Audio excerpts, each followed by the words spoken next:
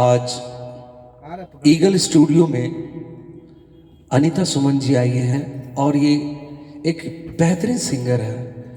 अनीता सुमन जी, हाँ जी। और ये बताइए अनीता सुमन जी, आपको यहाँ गा के कैसा लगा? बहुत अच्छा लगा। थोड़ा और अच्छे से बताएंगे।